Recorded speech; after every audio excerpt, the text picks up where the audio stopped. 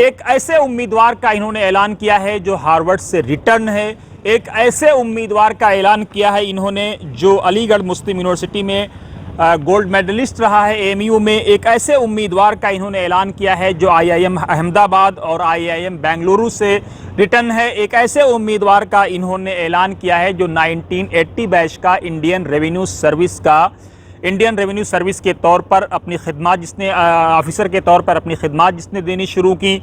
एक ऐसे ऑफिसर का, एक ऐसे व्यक्ति का इन्होंने आज इंतखाब किया है इन बीओटीज़ ने अपने सैकड़ों मतदाताओं की मौजूदगी में, जो प्रिंसिपल चीफ कमिश्नर, चाहे वो मध्य प्रदेश हो, दिल्ली हो, छत्तीसगढ़ हो, इन तमाम राज्यों में वो सर्वाइव कर चुका है। मध्य प्रदेश, दिल्ली, छत्तीसगढ़ और मुंबई, वहाँ पर इन्होंने अपनी खिदमत अंजाम दी हैं। साथ ही वो इनकम टैक्स जो सेटलमेंट कमीशन है उसके चेयरमैन के पद पर भी वो आदमी रहा है।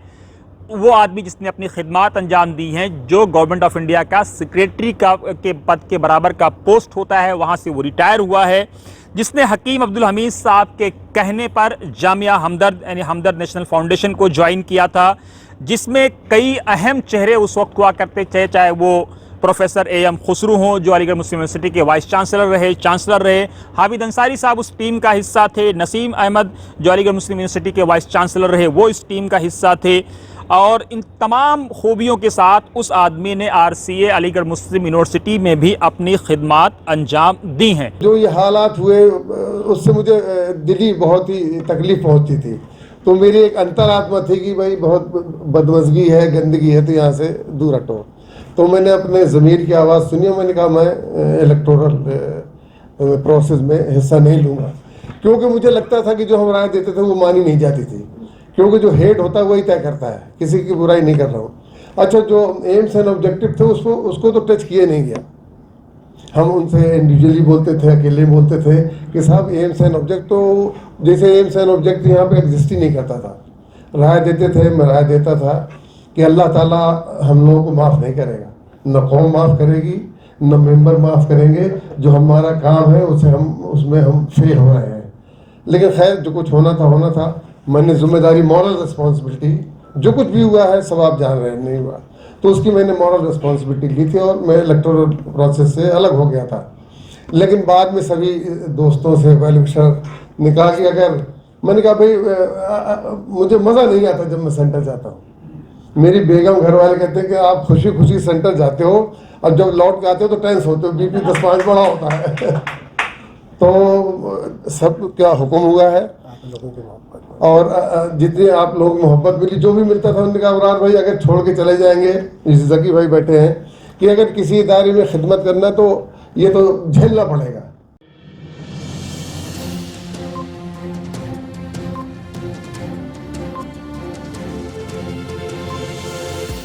झूठ से दूर, खबरों से भरपूर। आप देख रहे हैं वतन समाचार, मैं हूं मोहम्मद अहमद। दोस्तों, लोकसभा चुनाव के नतीजे आ गए हैं, हर आदमी खुश है। उसी तरह से इंडिया इस्लामिक कल्चर सेंटर जिसके इंतखाबात का ऐलान जनवरी में होना था, लेकिन आप सब जानते हैं कोर्ट और दूसरी मजबूरियों की वजह से इंतखाबात का ऐलान देर में हुआ।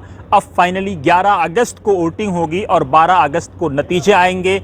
हर कोई अपना पैनल बना रहा है। आज जो माजी में बोर्ड ऑफ ट्रस्टीज़ रहे, चाहे वो कमर अहमद हो, एक मजबूत कैंडिडेट जो इससे पहले इंडिपेंडेंट लड़ते थे लेकिन बोर्ड ऑफ ट्रस्टीज़ में थे, साथ ही अहमद रदा जो एक कारोबारी आदमी हैं, ताजिर हैं, एक मजबूत उम्मीदवार के तौर पे जाने जाते हैं, शमीम साहब जिनकी एक पैठ है अपनी कम्युनिटी में और इंडिया इस्लामिक कल्चर सेंटर के मेंबरों में, उसके साथ जमशेद जैदी, ये वो तमाम लोग जिन्होंने जो कल तक सस्पेंस में था कि ये लोग कैसे चुनाव लड़ेंगे, कौन इनका नेता होगा, चाहे वो अबरार साहब हों, इन सब लोगों ने आखिरकार आज अपने तकरीबन 100 या 100 से ज़ायद मतदाताओं की मौजूदगी में आज इन्होंने अपना नेता चुन लिया, अपने प्रेसिडेंट उम्मीदवार की घोषणा कर दी।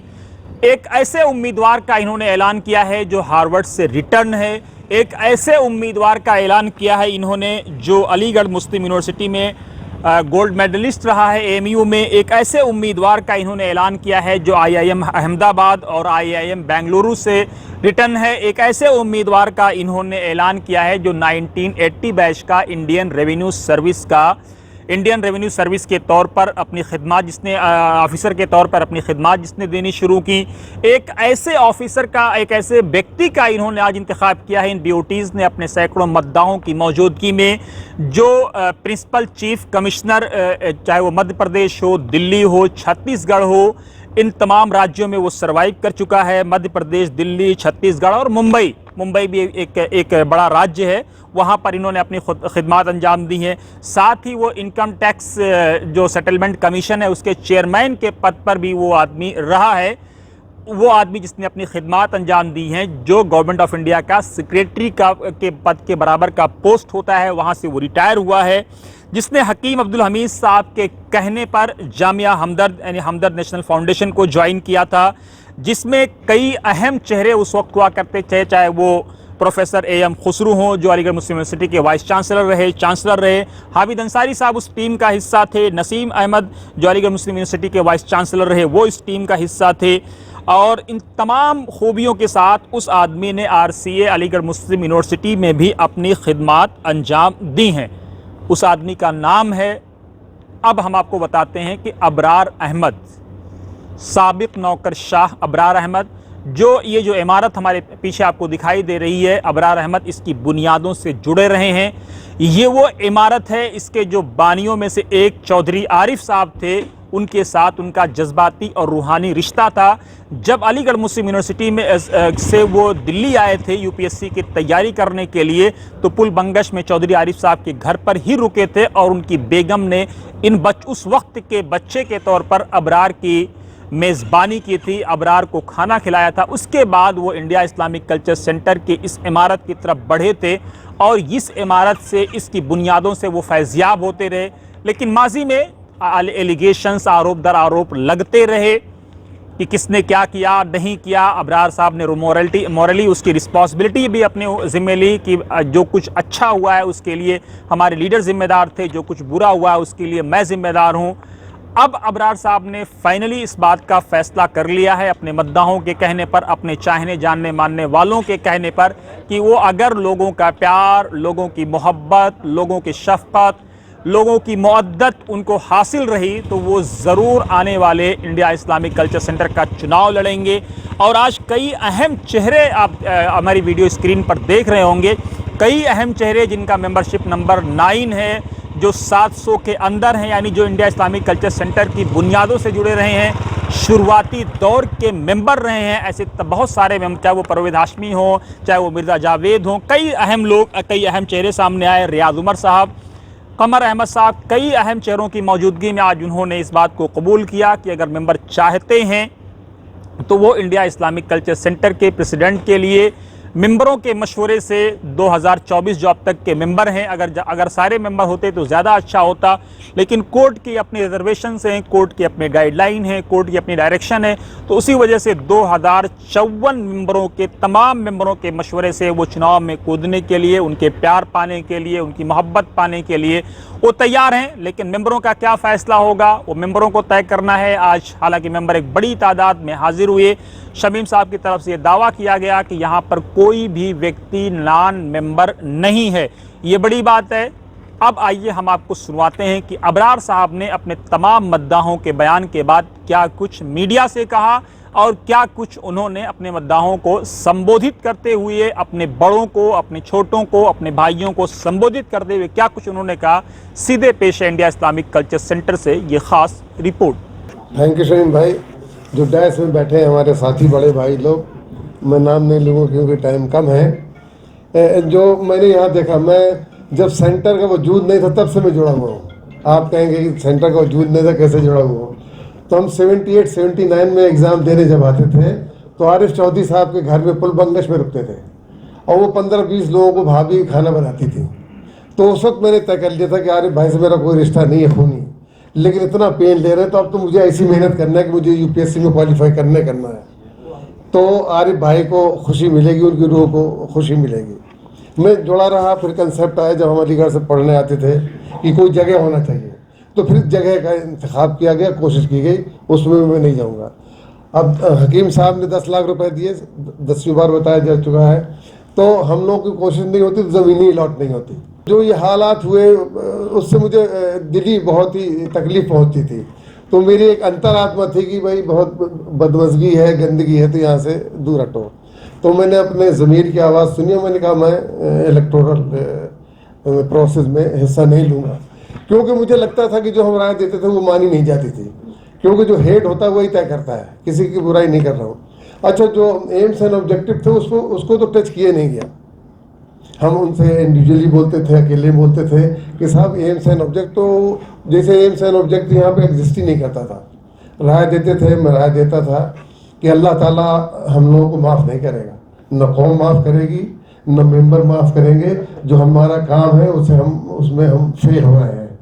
लेकिन खैर, जो कुछ होना था। मैंने जिम्मेदारी, मॉरल रिस्पॉन्सिबिलिटी, जो कुछ भी हुआ है सब आप जान रहे हैं, नहीं हुआ तो उसकी मैंने मॉरल रिस्पॉन्सिबिलिटी ली थी और मैं इलेक्टोरल प्रोसेस से अलग हो गया था। लेकिन बाद में सभी दोस्तों से, वेल विशर ने कहा कि अगर, मैंने कहा भाई मुझे मज़ा नहीं आता जब मैं सेंटर जाता हूँ। मेरी बेगम, घर वाले कहते हैं कि आप खुशी खुशी सेंटर जाते हो और जब लौट के आते हो तो टेंस होते हो, बीपी 10-5 बढ़ा होता है। तो सब क्या हुक्म हुआ है, और जितनी आप लोगों की मोहब्बत मिली, जो भी मिलता था, उन्होंने कहा अबरार भाई अगर छोड़ के चले जाएंगे, जैसे जकी भाई बैठे हैं, कि अगर किसी इदारे में खिदमत करना तो ये तो झेलना पड़ेगा और ये बर्दाश्त करना पड़ेगा। तो आप लोगों का हुक्म है, अगर आप लोगों का हुक्म है, दुआएं हैं, तो मैं इंशाल्लाह उस जिम्मेदारी से मैं पीछे नहीं हटूँगा। बहुत बहुत शुक्रिया अबरार साहब, बहुत बहुत शुक्रिया आपका। लेकिन उसमें आपकी दुआएं, आपकी सपोर्ट की ज़रूरत होगी। लेकिन मैंने फॉल भी निकलवाया था, तो भाई ये सही कि नहीं है। तो अब आप लोगों की दुआएं और सपोर्ट चाहिए होगा। सेंटर को बचाना है और ऐसे इदारे कम बनते हैं, और जो पर्पस था वो पूरा नहीं हुआ। यहाँ काम करने को बहुत कुछ है और सब लोग राय लेंगे इंशाल्लाह। अच्छा, हम टीम मैन कहलाते हैं। जैसे मैं 15-20 सेकंड लूँगा। दिल्ली का बजट, इनकम टैक्स का बजट पूरा नहीं होता था, तो उनका टीम लीडर कौन है, तो ये मैं लीडर नहीं कहता, लेकिन शायद PM ने, FM ने समझा कि मैं टीम लीडर। तो मैं प्रिंसिपल चीफ कमिश्नर था मध्य प्रदेश छत्तीसगढ़ का, मुझे दिल्ली लाया गया। और अल्लाह का शुक्र है कि 6 साल बाद बजट पूरा हुआ था, क्योंकि मेरे कुलीग बैठे हैं तो मैं गलत बयान नहीं कर सकता हूँ।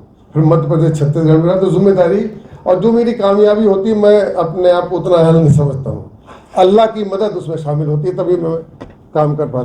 बेशक। तो टीम वर्क से काम नहीं हुआ यहाँ। इंशाल्लाह अगर हम लोग आते हैं तो टीम वर्क काम करेंगे इंशाल्लाह, आपकी दुआएं होंगी। और जो सेंटर जिस चीज़ के लिए बना है उसके लिए हम कोशिश करेंगे। शुक्रिया बहुत बहुत शुक्रिया अबरार साहब। इंशाअल्लाह ताला हमें उम्मीद है जितने भी यहाँ पर आपके मेंबरान बैठे हैं ये आपके सब साथ हैं और आपके लिए इंशाअल्लाह ताला वोट भी करेंगे और आपकी सपोर्ट भी है। ये इंशाअल्लाह ताला सब लगेंगे। तो अब मेरी आप लोगों से दरख्वास्त है, एक तो यह मैं मशकूर और शुक्रगुज़ार हूँ कि इतने छोटे टाइम में आप यहाँ तशरीफ़ लाए